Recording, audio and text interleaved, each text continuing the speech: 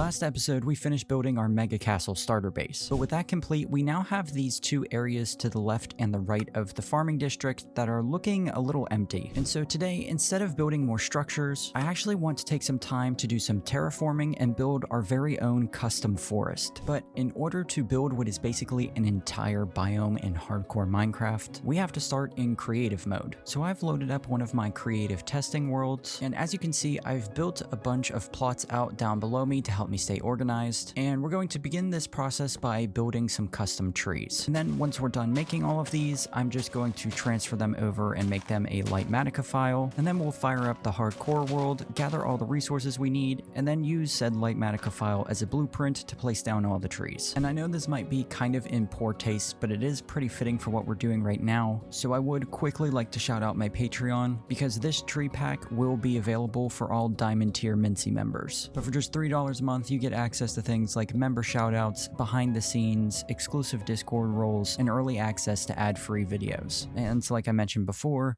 with the Diamond Mincy tier, you get all those previously mentioned things, as well as access to all of my build schematics and hardcore world downloads. And I would also like to give a shout out to all my current Patreon members and channel members. Your help is essential in keeping this channel running, so I really do appreciate all the support.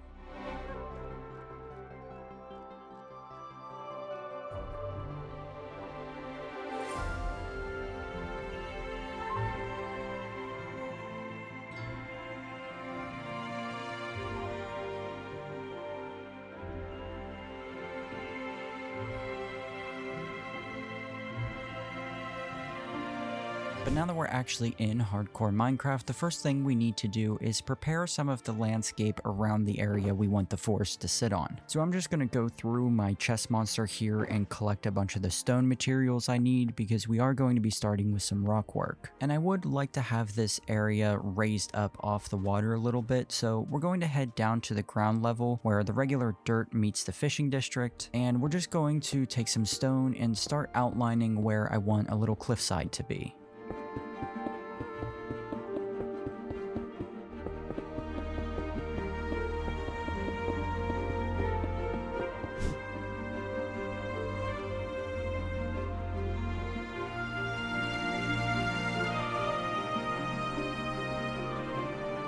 And so now that we know what Y level we're going to be building on and we have our little cliffside marked out, it's time to fill in all the holes with some grass and dirt to make sure we have a flat surface to work on. I'm also going to take some time here just to make sure we replace any sand that's exposed. That way the forest floor will be nothing but grass and we'll have an easier time decorating it.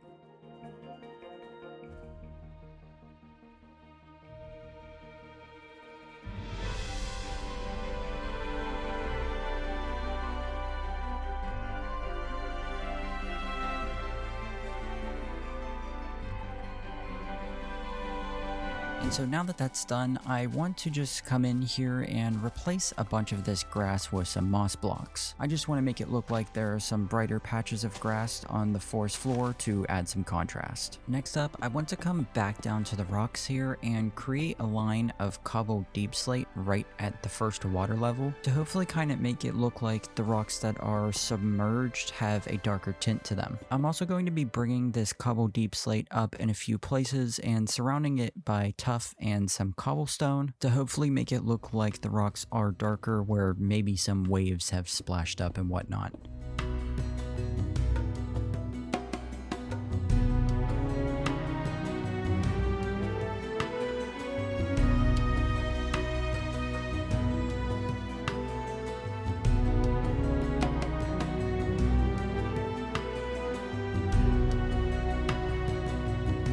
Complete. Now I kind of just want to come in here and do a bunch more detailing on the rocks, just using a bunch of different variation blocks like slabs and stairs to help smooth out the surface and make it look more natural. And there we go. Taking a step back with FreeCam Mod, you can definitely already see the difference. Still looks maybe a little bit funny, but we're going to do something in a few seconds here to help change that. And the thing I want to do to help blend it into the landscape better is actually grow some azalea trees here and then collect all of their leaves. And we're going to use said azalea leaves to help the landscape blend in with the rocks.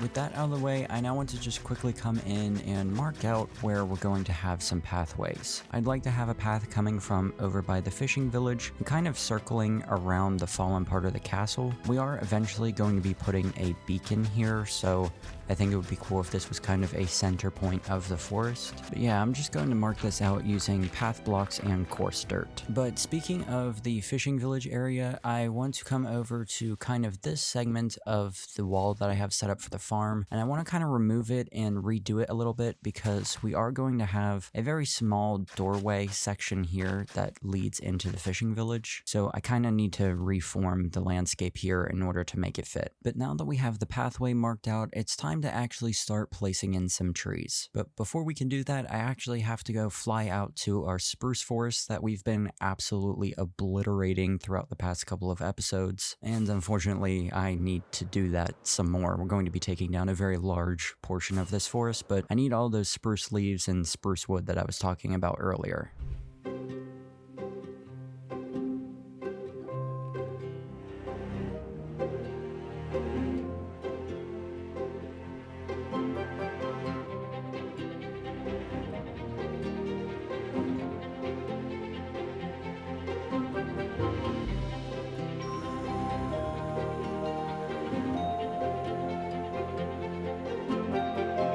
With all the spruce wood complete, I headed home for a couple minutes, and right off of our main island to the left on the mainland, there is a bit of a birch forest, so I'm going to take that down as well because I do need those birch leaves that I was talking about in the beginning of the episode to kind of help me hopefully create light highlights on the trees. But with the wood collected, we're just going to come in here and grab some mossy carpets. We're also going to head over to the bone meal farm to, well, grab some bone meal. And we're going to use that bone meal to help us make a bunch of this pale hanging moss. I'm hoping that by including this hanging moss, we're going to be able to make it look like the trees are a bit bushier. I originally thought it would be possible to put like actual grass in the leaves, but I think that's only something that can be done with a world edit. Obviously, I don't want to have to do that, so we're working with this instead. And although it's a different kind of gray color, it might actually end up looking like there are some dead leaves in the trees or something like that. I know these are supposed to be pine trees, and pine thistles don't really, stay dead on the trees. They normally fall off, but I guess these are more a fantasy version of what a pine tree would be. These aren't actually a real type of tree that has actual IRL tree mechanics. I'm ranting about this. It's not really that important, but I think you'll get the idea when you see it happening in real time. So with all that done and out of the way, it's time to actually start placing down all of the trees and getting this forest built. And while we begin this process, I want to read today's comment of the day, which comes from Reese Kelly, and they go on to say, "Great builds, great story, a couple lore ideas that I have while watching. Write yourself into the lore. There is a past civilization and the current villagers, but there is also you. Are you a part of the villager civilization? Are you different? How did you come to live in the castle/tower? Second, I found the shadow of the wizard tower to be a potential storytelling image. Perhaps in the same way the shadow of the tower eclipsed the throne room, the magic of the civilization grew to the point of its own demise. The balance of the king's wisdom/benevolence and the wizard's magic built the community to a great civilization.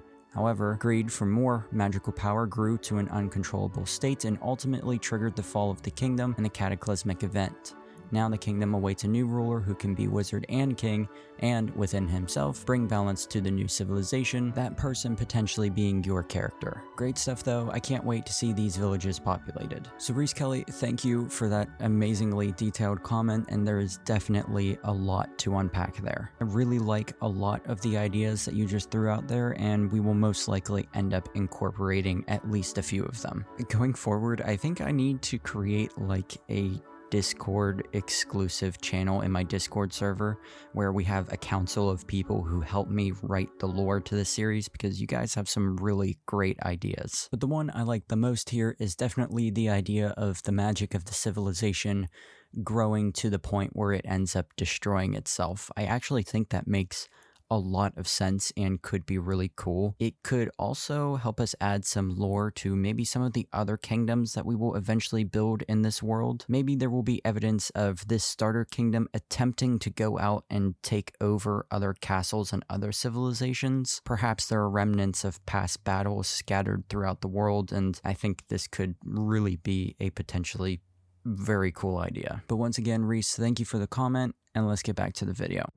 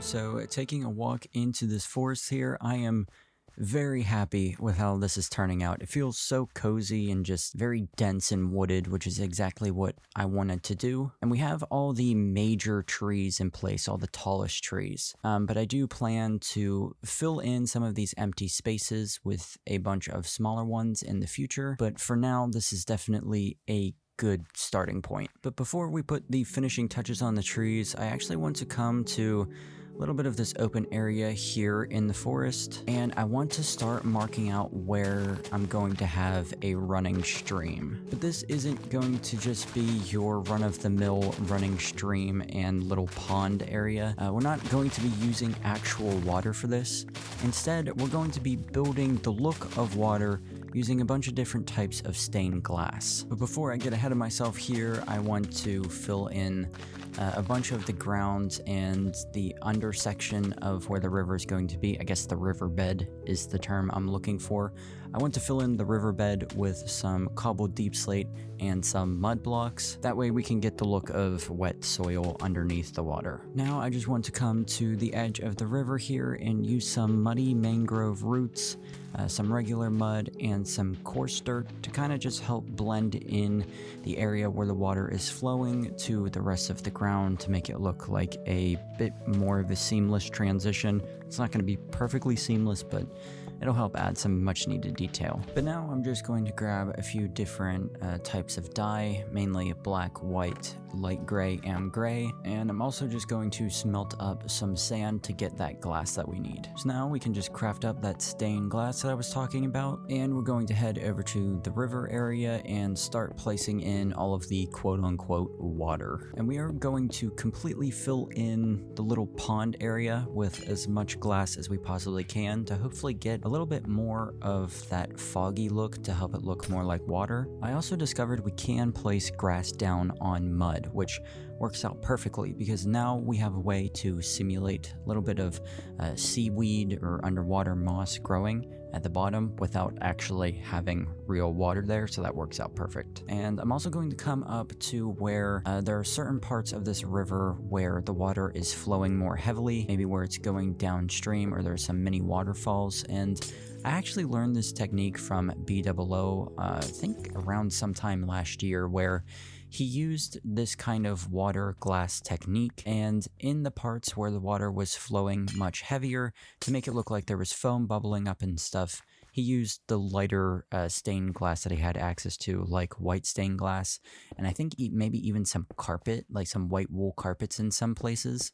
And I think it looked really cool, so we're going to try to do the same thing in a few spots here. Now, using stained glass to simulate different colors of water isn't a new thing. It's been around for a while. But somebody by the name of Jake Kelton Crafts recently managed to completely revolutionize the way we build with this mechanic in Minecraft. And he actually discovered a way to make a moving waterfall, which is just insanely cool. So later in the video, we are going to be building one of those, and I'm very excited for it. Now I'm just going to come in with a bunch more of those stone variants that I was using earlier on the little cliffside, and we're going to build up the sides of the river to make it look like a lot of the dirt has been washed away, and there's a bunch of exposed stone surrounding where the water is. I'm also going to come to the side of the cliffside here, and I'm going to try to build out a very crude little waterfall. This one is not going to be moving. Again,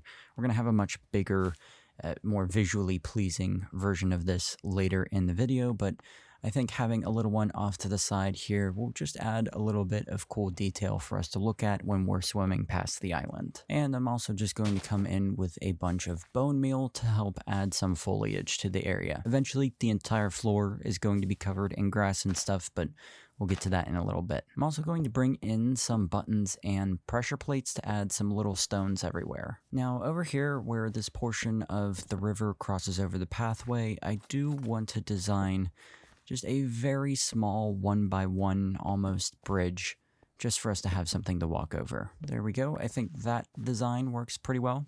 Looks cute. And I gotta say, this whole area has turned out very good. I'm really happy with the way this looks. This is the first time I've tried to do this in survival. Actually, this is the first time I've ever tried to build like this at all. And this looks especially good with shaders. I love the way that with Complementary Reimagined, the glass is actually reflective. So it does give the illusion of this being actual water because of those reflections. I didn't even mean for that to happen. I didn't know that was a thing that was going to happen, but we're lucky it turned out that way. Now I'm just going to come in and build up some more stone along the pathway here just to give us some elevation changes when we're walking. And again, man, I keep coming back to this pond. It looks so good with the farm in the background. But next up, continuing the stone trend here, I'm going to go throughout the forest and just build up a bunch of boulders all over the place. The default Minecraft like spruce and taiga biomes do have these, so I would like to incorporate some of these myself as well. And so I'm just going to be randomly building a bunch of different variations of these.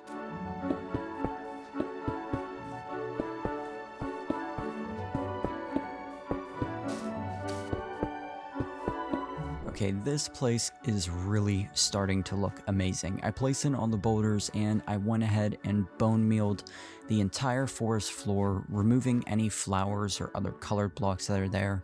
So we basically just have all either short grass or tall grass, and I have to say the immersiveness is really starting to compound and build up. But the next thing I want to quickly do is make the forest floor look a bit more bushy. So I'm going to go around with some more azalea leaves, and I'm just going to kind of throw them down randomly throughout the place. I'm also going to use some flowering azaleas just to give us a little bit of some pops of color here and there, and I'm hoping this will help to fill up some space visually and just make the forest floor look a bit more dense. I also want to come in and mark this pathway that separates from the main walkway and kind of have a secondary area to walk up to the actual castle. Now, if you guys know from last video, I said that I want the outer circle of the castle walls to actually be filled with houses, and since we have this broken section of the wall where, you know, the broken piece of the castle rolled down, I think it would make sense if we had a pathway leading up to this area, kind of giving the villagers a secondary way to enter their housing, you know, from the forest. And then I'm also going to dig underneath the little river section here. I know I was just working on pathways, but I got to come back to the river because I want to add flowing water. That way, when we stand around the river, we can actually hear water flowing as if it were actual water and not just regular glass. And I can already hear it starting to work. That is going to be perfect. Now we're just going to come into the broken section of the castle, and I'm going to attempt to make room for a full beacon under here. I have to clear out a bunch of dirt, and I have to do all of this while not removing as much of the castle as possible because I do not want this beacon to really be exposed. I want it to be pretty hidden, basically 100% hidden underneath of the broken castle itself, so we're gonna try to make this work as best as we can. And then we'll just place the beacon down up top, wait for it to power on, and then we will activate resistance and regeneration on the beacon. That way, anytime we're in the forest, we will have resistance and regeneration, and I really like this idea. I like the idea of having a place to come where maybe we're very low on health or about to die, and just having this safe haven on the island to just be able to regenerate without having to eat anything. And for those of you who are worried about mobs, don't worry, because we're going to be mob proofing this entire area later in the video. But now I'm just going to come in and do some weathering on this part of the castle by adding in a bunch of tough and mossy cobblestone and moss blocks and just every kind of foliage thing you can think of to cover this thing to make it look like it's been here for a couple hundred years. And now a lot of you have mentioned that it would make sense to kind of have a trail through the forest where this thing might have rolled down with some broken trees. And although that does sound like a good idea, like I previously just stated, I really want it to feel like this thing has been sitting here for hundreds, if not thousands of years. I want the forest to have grown back over where the trail of the fallen castle would have been, so that's why I'm opting to do that. It would be a lot cooler to show the broken trees, I agree, but it's more important to me to show the passage of time here. Then another thing we're going to do to start to help mob proofing the area is we're going to make a bunch of glow lichen and harvest it and kind of start just dotting it throughout the forest to get some low level lighting to stop mobs from spawning at night. I'm also just going to come in here and replace a bunch of these moss blocks with torches and then place moss carpets over them. That way we have some more powerful torch light on the forest floor, lighting up the area and preventing mobs from spawning. But with that, I think this portion of the forest is complete, and I am absolutely in love with the way this turned out. It really just is. This is perfect. This is exactly what I wanted out of this, and this is a little bit out of my comfort zone, so I'm just very happy with the way this turned out. We have a bunch of cool places in the forest where you can stand. Like over here on the trail, we can see, you know, the starter base through the woods here, and then if we go over to the right, we get this awesome view of the starter castle through the trees just looks absolutely amazing. And just walking through the rest of the forest looks absolutely gorgeous too. You know, over the little bridge over the river, just being able to see, you know, our little stream off in the distance is just so immersive, and I love it. But we're gonna head back over to the fishing village for a couple minutes here because there is something that's bothering me. These little sections we never really finished. There's a bunch of weird grass and dirt just sitting around, so we're going to remove that to make sure the docks extend properly, and then we can call it quits for this area. But there we go. I think that looks a lot better, and we're good to move on. But with that side of the forest done, we're going to come over to the top right section of the land that we have above the farming district, and we're going to begin transforming this as well. Now, this area is actually where I want to have that big moving waterfall that we're going to build. So I'm going to begin by just marking out where that thing is going to go, and then we're going to build the rest of the forest around that.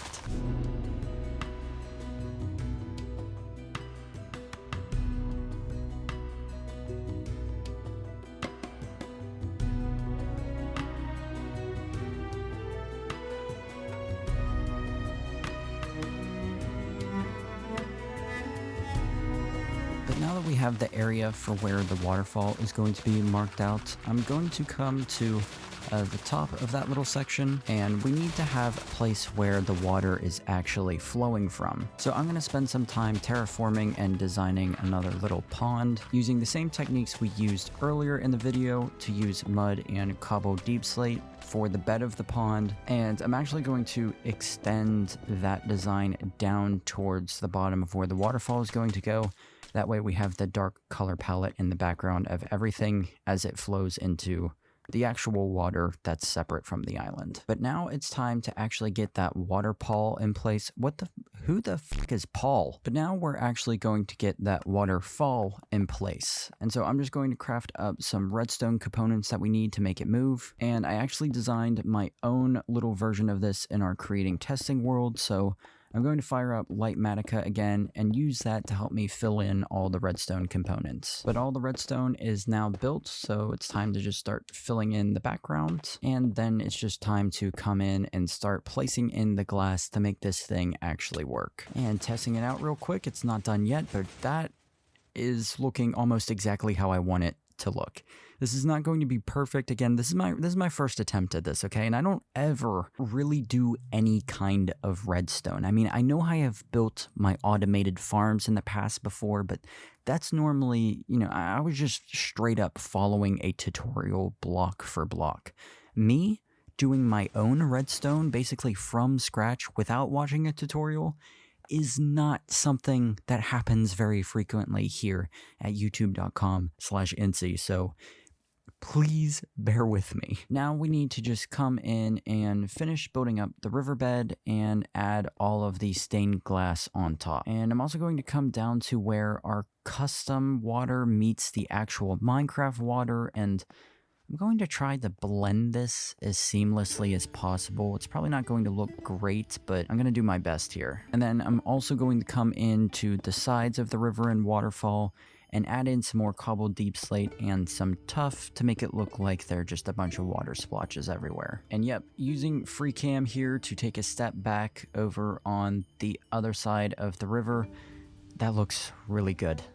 I mean, I'm really happy with how this is turning out. Now, I just need to come up to this little pond we have here, place in some more of that grass, or I guess rather seaweed, fill it in with some more stained glass, and then get to detailing the rocks around the outside of it. I'm also going to come back down to the waterfall here and add in some white wool carpets and some cobwebs as well to hopefully give us that foamy, bubbly, flowing water look again. But now, with the waterfall in place, we're going to come over to another section of this area here, and I'm going to start extending the land outwards We're going to be building some more cliffs here in a few minutes, but I just want to give us more room to walk around over here and actually have another pathway that circles around the back of the farming district. But I think this looks pretty good as far as extending the land goes. I'm now just going to come in and use the same path technique we used on the other side of the farming district to create some more walkways. But with the pathways complete, I'm now just going to come in and build up all of those cliffs I was talking about using stone, cobblestone, mossy cobblestone, and then we're actually going to add a layer of moss across all the tops of these stones as well. I think that would be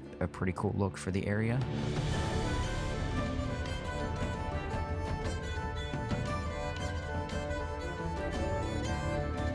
But with the rocks done, it's time to place in a bunch more of these trees to help build up the second part of this forest.